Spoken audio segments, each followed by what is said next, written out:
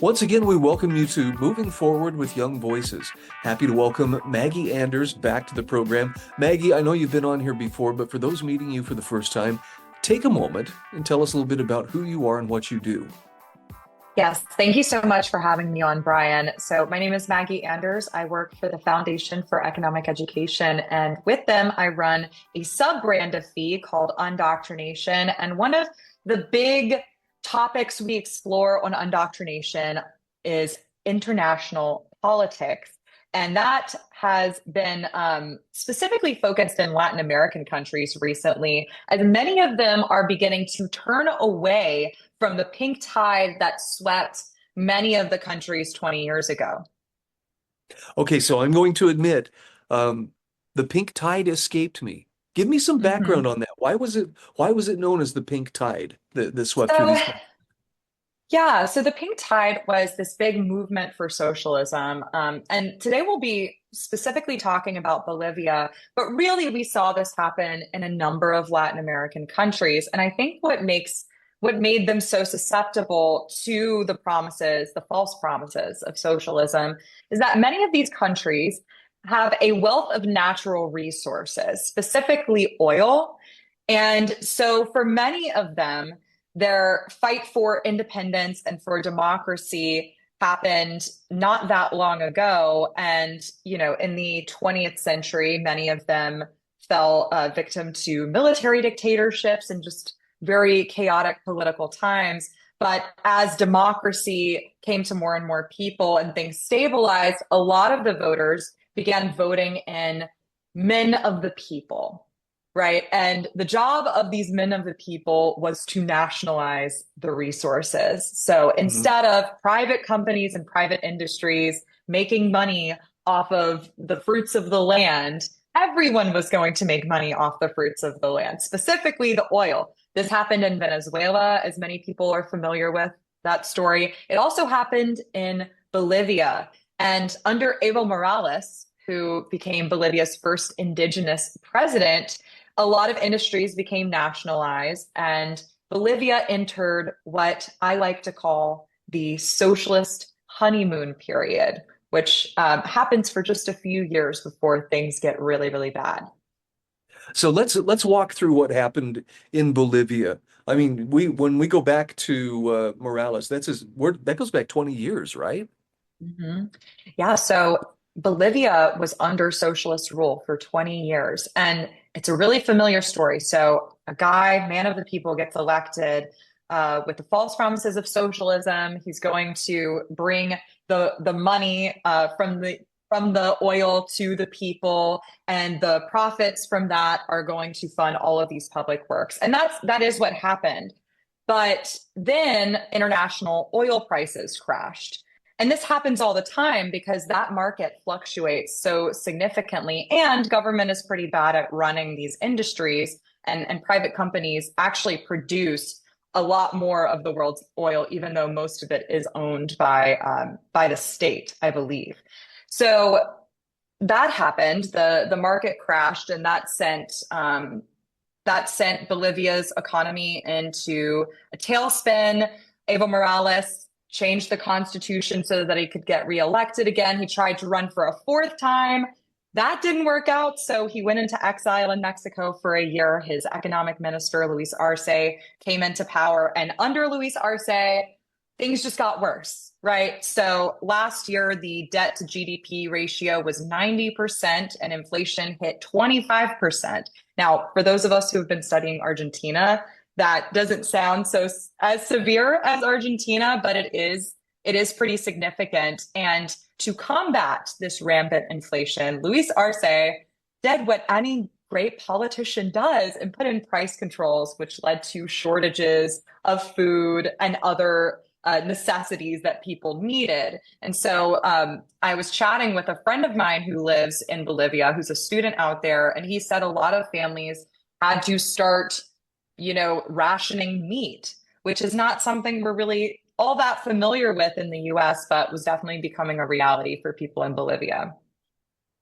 So it sounds like they got a good object lesson in promises made versus promises realized. Mhm. Talk to me about President-elect Rodrigo Paz. What is the story of this president and the shift that had to take place for Paz to be elected? Right. So Paz was kind of a surprise figure, right? So the first round of elections happened back in August, and Paz was not expected to come out into the top two. He was selling more of a moderate centrist campaign, although certainly a rejection of socialism. But he really knew how to form coalitions and appeal to a lot of people. His slogan was capitalism for all. So he was one of the two front runners to come out of the August election. The other one was named Tuto Quiroga, who was much more of a Malay figure, I would say. He was pushing for hard and fast changes, for that shock therapy that we saw in Argentina, whereas Paz is pushing for more of a slow and methodical approach. And either one is fine because what this really meant, these two guys winning, although neither one won the majority of the vote in the first round, was that the country said enough is enough, we're rejecting socialism. A very large percentage didn't even vote.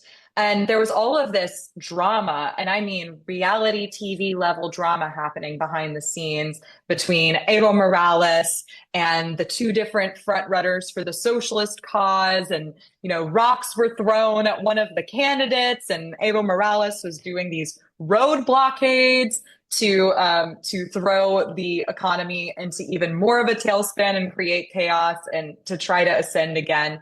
But ultimately, the country said, we want to live freely, we want to live prosperously, and we don't want crime and chaos to run our country. So obviously, there's some work ahead of Paz's political team as he gets ready to take power. Does it seem like Bolivia is ready for a change from the same old um, tired socialist, policies? Are they Yeah, it really ready really, for something different? it seems so. I mean, the election of Paz over Quiroga definitely signals the country is maybe not so gung-ho as Argentina was when they were electing Milei. Um, but that's okay, I think Paz is going to do good things for the country. He's already reopening diplomatic relations with the United States. I believe he's changing the flag, or there was some symbolic piece of Bolivia that he was changing to reflect Bolivia's new path forward.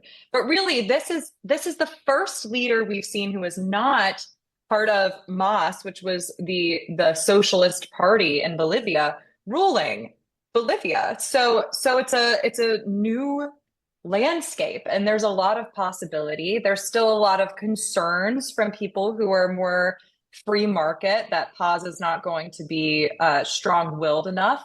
But I think we'll see some really positive movement, and certainly it's good to see that the region itself, which was once dominated by socialism. And by the region, I mean the Rio Plata region, like the River Plate region, which is Argentina and Uruguay and Bolivia and Chile and Brazil, although Brazil has not made that shift yet, but I think they might. It's really good to see that a new wave, a new tide that's very different from the pink tide is sweeping that part of the world. And it's very predictable, right? I think the only reason it hasn't happened in Venezuela yet is because of political suppression of the opposition and fraudulent elections. So really this is a big signal from our neighbors down south that socialism doesn't work. And I think Americans should really pay attention. Again, we are visiting with Maggie Anders. She's a writer and host at the Foundation for Economic Education, as well as a Young Voices contributor. Maggie, where can people find you? Yeah, you can find me on Twitter at Maggie Moda. You can find me on YouTube at Undoctrination, and be sure to check out fee.org for some really awesome articles and videos and all that good stuff.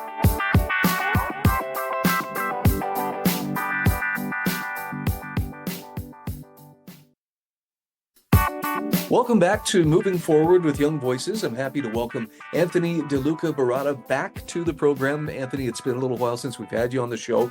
Take a moment for those meeting you for the first time. Tell us a little bit about who you are. Well, it's great to be back on the show, Brian. So I'm a Young Voices senior contributor. I'm based in Montreal. I'm also a contributor to the Macdonald-Laurier Institute, which is a Canadian think tank. And I write about all sorts of Canadian and American policy and politics topics with a focus on economics and defense. Usually, I like to write about the relationship between the two countries. And this week, we are going to be discussing a pretty momentous event that recently happened in your most important city. So I'm looking forward to it. Okay, yeah, I'm looking at your article here from the Daily Economy. Trumpanomics is pushing young voters into socialism. And there's a sub-headline here that Anthony really makes, I think, a very brilliant point. And that is that Trump's tariffs and Mamdani's socialism actually have something in common. They both put populist politics above prices. Talk to me Right. about the election of Mamdani in New York City on election day. What does that portend? Yeah, well, I mean, there are a few different ways to look at this. I mean, one of the ways is to just take the purely political analysis of what does this mean for Democrats moving forward. I mean, I won't attempt to read the tea leaves too much, but it does seem like the idea that a sort of Bernie Sanders style left-wing populism had died in the 2020s doesn't appear to be the case, and so we'll see moving forward. But in terms of economics, of course, it all depends on what Mamdani is actually able to accomplish as mayor of New York, and there are serious questions about his ability to actually implement some of his policies. Some are just practical. The mayor can't do things on his own. He has to have the approval of various boards and city council. So some of his policies will actually require changes in policies from Albany, so from the state government. But let's just assume that he gets everything he wants. What does this mean? Well, it means that New York is going to move in a socialist direction in an attempt to resolve a very real problem, which is what I address in my article. And the very real problem is the cost of living crisis. So there's no question that that for young people, entering the housing market in particular, things are tough. We actually discussed this on my previous appearance on your program, but the reasons that Mamdani gives for that and therefore his solutions are misguided. So for me, what this means, again, if Mamdani gets all he wants as mayor, is that the problems of affordability that motivated young people to vote for him and therefore propelled him to the mayor's chair office are going to get worse, and this will this will. I mean, there's one of two ways that can go. Either, they'll sort of double down and ask for more and things will get even worse. Maybe they'll move, there'll be some movement to the sort of Trump right. I don't know. But the point that I'm trying to make is that either of these are sort of flawed because they just make the problem worse by not taking into account prices. And the distortion of prices is what is actually making the cost of living problem so severe. So let me ask you this, Anthony, what is it that makes socialism seem plausible? I mean, people have been trying this for an awful long time, and it's not like there's not a shortage of history that we can look at and go, well, that didn't work. But it seems like every generation, maybe several times in a generation, the new kids come along and figure they're going to reinvent the wheel. What makes it so attractive to them that would sweep someone like Mamdani into power? Yeah, it's interesting. I mean, in my view, I think the same thing that is making socialism attractive to young people is the thing that's actually making protectionism attractive to a lot of Trump voters. So I sort of see these things as two sides of the same coin. And I think the attractive thing is, frankly, it's a failure to appreciate the underlying economics. And so when some person comes along who's too clever by half, who's charismatic like Mamdani or Trump for that matter, and who says something like the cost of living is too high and here's my solution, I mean, your ears automatically perk up to something like that. So, if the rent is too high, freeze the rent, right? If groceries are too expensive, just, institute government-run grocery stores with price controls. It sounds like a simple solution to a simple problem, But the problem with that is that it fails to appreciate the underlying dynamics.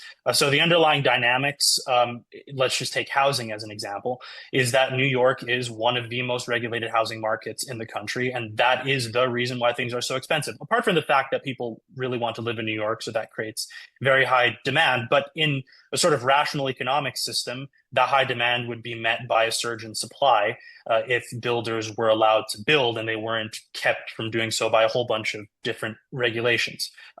You could say the same thing about protectionism. I mean, what makes tariffs so appealing? Well, I lost my job, or my neighbor lost his job, or I see these economic struggles that people are going through. Well, if you raise the price of foreign goods, that should make domestically produced goods more attractive. That'll create domestic jobs.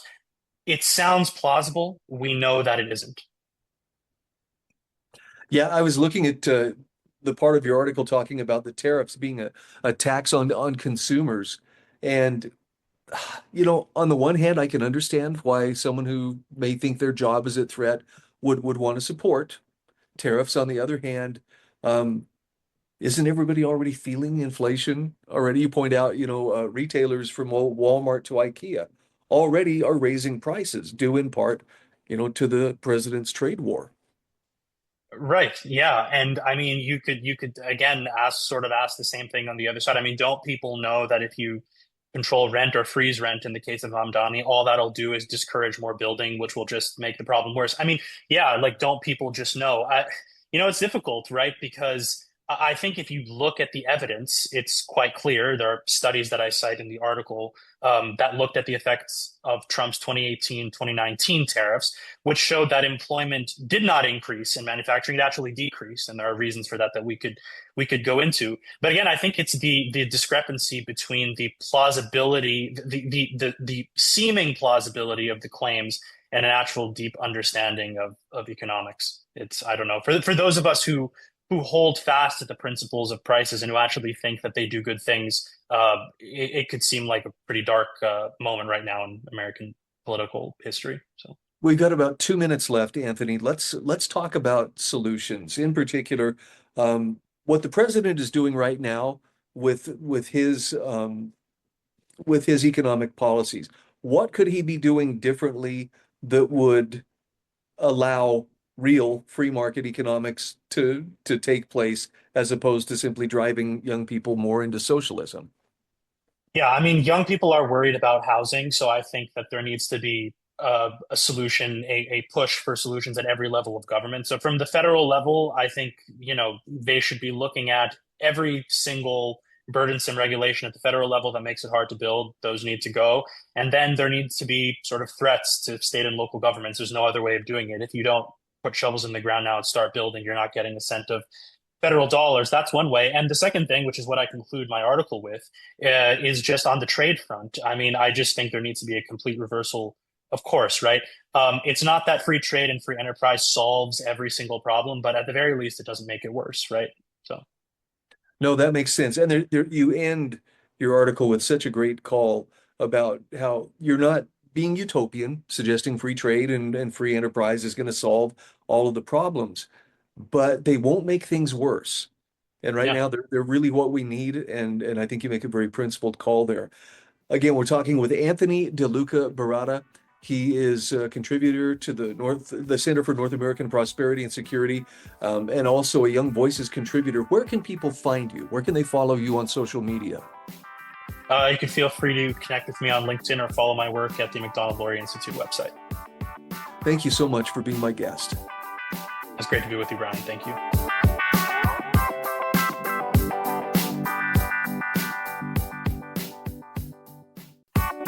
Once again, welcome back to Moving Forward with Young Voices. Happy to welcome Chloe Sparwath back to the program. Chloe, I know there are some people who are meeting you for the very first time. Take a moment, tell us a little bit about your background and about what you do.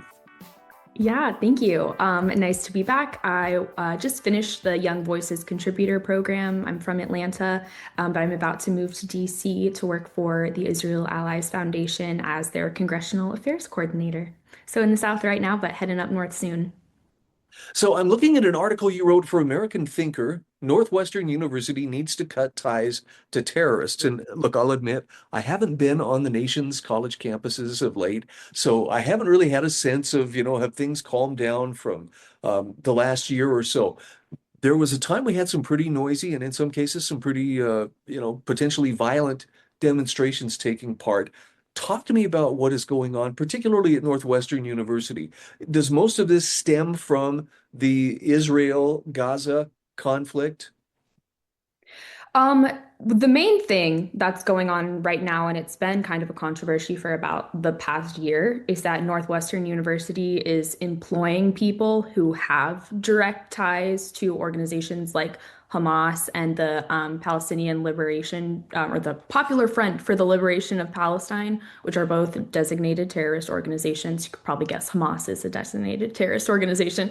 So there's several professors who have direct ties, such as one had met with Yahya Sinwar, the leader of Hamas and the mastermind behind the October 7th terror attack.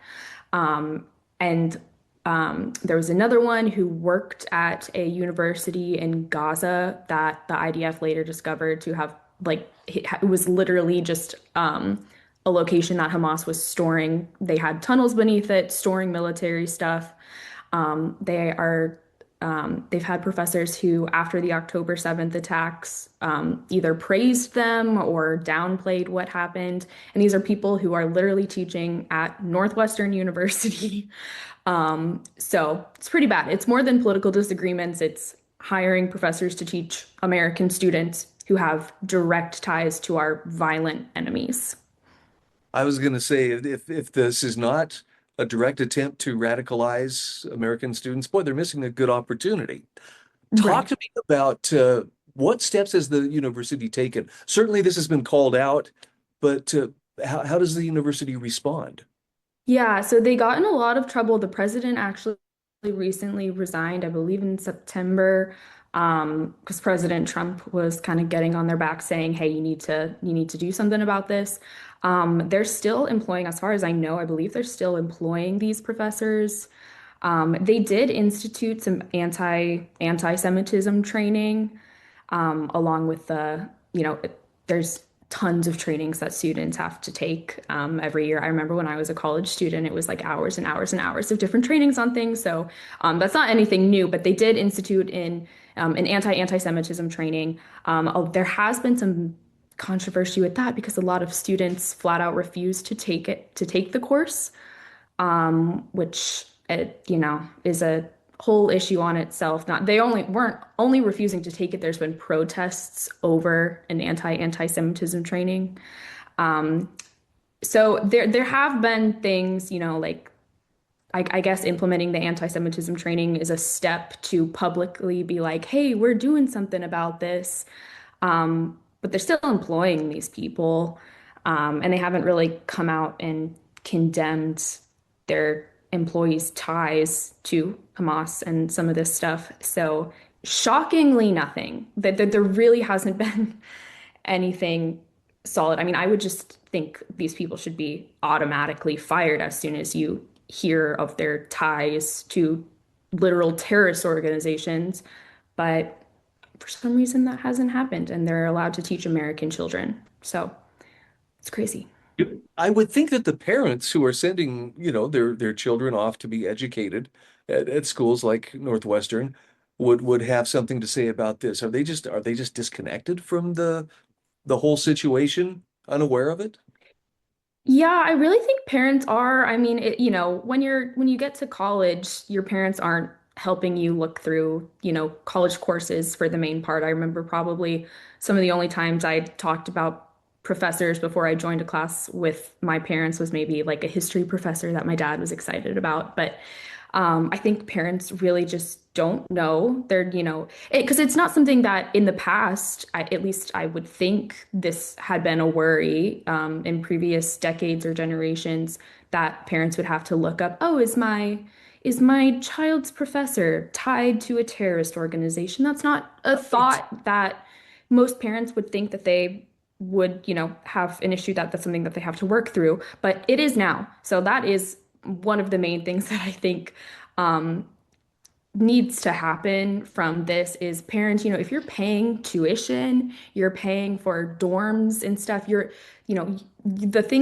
money that you're putting into your child's tuition is paying professors' salaries. It's paying for their research, it's paying for the college is a product that you are paying for, and you do have a right to say, I don't like this, or like I'm not going to pay for my child to go to school at a university that harbors not just terrorist sympathizers, but people who are actively working with terrorist organizations.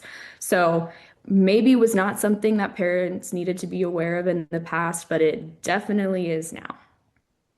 Yeah, one final question for you, Chloe, and that is, um, since when did uh, since when did activism or the kind of radical activism, resistance by any means necessary and so forth, when did that become synonymous with going to school? That seems to be, I'm still having a hard time believing that not just parents, but school officials, legislators, people who appropriate money for these institutions aren't looking at this and going, this is really a bad thing to be uh, promoted, at an institution Yeah. like this.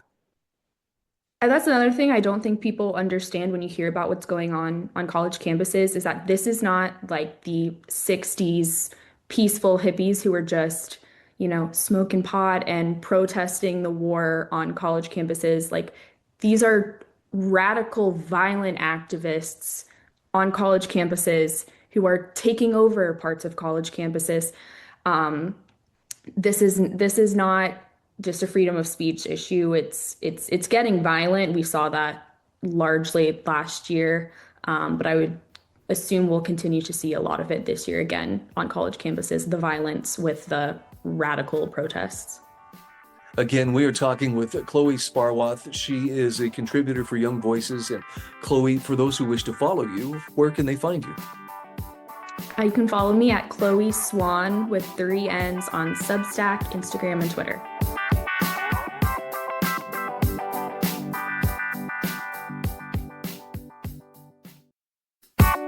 Welcome back to Moving Forward with Young Voices. We're happy to welcome Brayden Myers back to the program. Brayden, thank you for joining us. For those getting to meet you for the very first time, take a moment, tell us a little bit about your background.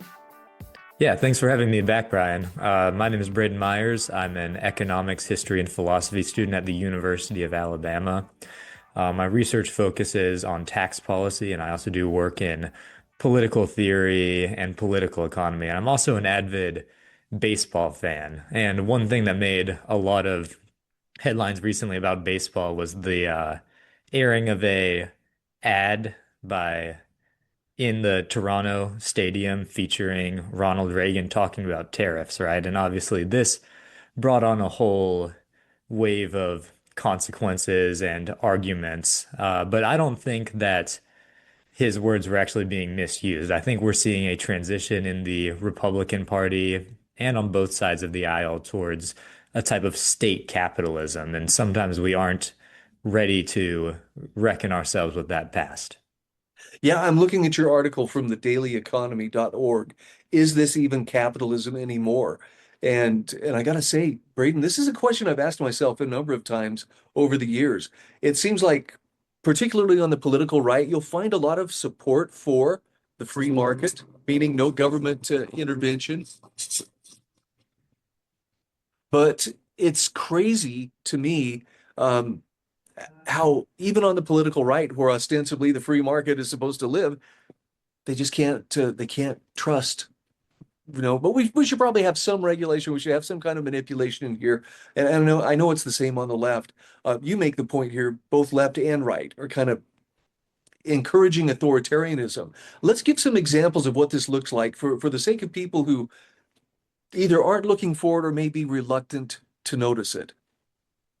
Yes, absolutely. Well, it's a growing trend within our politics, 100%. A lot of people are very aware of the TikTok deals that are happening. And the result of a lot of these meetings was, and we'll deal with it in January or something like that. But the big issue that many Americans find with it is that the government has a the Chinese government has a golden share in TikTok that gives it a lot of tools for regulating the business and a lot of tools for having independent interest in the business. The ironic thing, of course, is that America itself has these golden shares in companies too, recently, most notably US Steel. US Steel is the main example where the government has taken a leading stake in a business.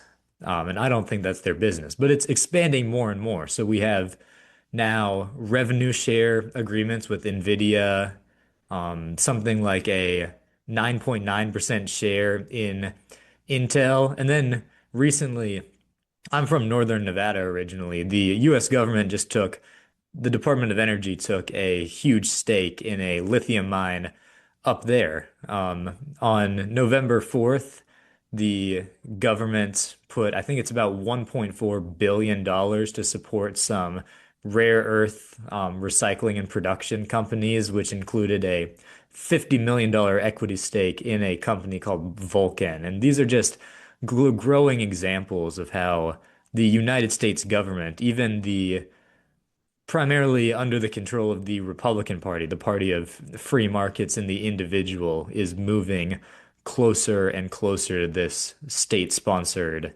capitalism, if you can call it that. I like the term you used, command capitalism. And then it sounds like, oh, well, this sounds like it's just really doing the right thing. Let's make the case though for why can we trust the free market in ways that maybe we can't trust the government? What's the difference between the free market and the government? Well, I'll tell you, the issue in this particular case, I don't think is a trusting the government versus trusting the free market. I think the issue we have is the government interfering with the free market. And I think that is the most dangerous combination we face. When the US government is buying shares in Intel, but has a golden share in US Steel or has revenue sharing agreements with NVIDIA, what we are going to see is the US government then making decisions that aren't just about our strategic interest, nor are about what is good for the economy, but rather it gives it a new stake and makes it even more profit maximizing and rent seeking than before. So that's the most dangerous combination. As to why I think we'll be okay if the government keeps its hands off of US Steel or Intel or something of that sort, I think we can trust the competitive processes of the economy, right? If we need to invest money to own stakes to prop up businesses that would otherwise be sold or go out of business or something of that sort, then the US government is taking a share in a weak business that's being outcompeted, right? And that is not how we are going to compete with China. We are going to compete with China by having competitive businesses that are competing on the world market. And I think how we do that is by letting the market process work and maximize resource allocation, not by taking shares in failing companies. Brayden, something else you point out in your article too is this is not something that can be distilled down into a left versus right, Democrat versus Republican kind of equation. You point out here this is actually liberty versus authoritarianism, but just taking place in the marketplace. Yes, absolutely. I mean, I don't think anyone would be surprised to hear that Democrats have been doing this for a while. They do it in the name of things like social equity or industrial collection or even something like climate policy, right? But I think it's well understood that Democrats would largely advocate for some degree of government control in the market. You look like at someone like Bernie Sanders, who's obviously fluctuated in between Democrat and independent in his career. And we see these patterns of advocating for state ownership. But yes, the thing that's changed since the time of Reagan is that we don't differentiate Republicans and Democrats on this point anymore. It's things like the culture war, it's things like our policy on globalization and all that sort of thing. But there is no longer an advocate for free markets. And that's because as we expands the power of parties and as we expand the power of our government, they're going to keep self-perpetuating. And whichever side is in control is going to want more power so they can secure more power. And when the other side gets in control, they're going to use the tools that we're building right now. And that's something that I think's been very ignored here is we are really laying the groundwork in a lot of things, but especially in our relations with the market for whoever the next person in charge is, whether it's Republican or Democrat, to use these same tools to push forward policies that I think a lot of people now would strongly disagree with. Oh, that is a great way to put it. Again, we are talking with Brayden Myers. Brayden, for those who wish to find you on social media, what's the best place to do that? The easiest place to find me is probably my Young Voices homepage. That's the best way to keep track of all of my articles and media appearances. I have a LinkedIn. I'd love for people to connect with me. That's probably the best place to find me otherwise. Okay. Thank you so much for joining us. Yeah, thank you again for having me.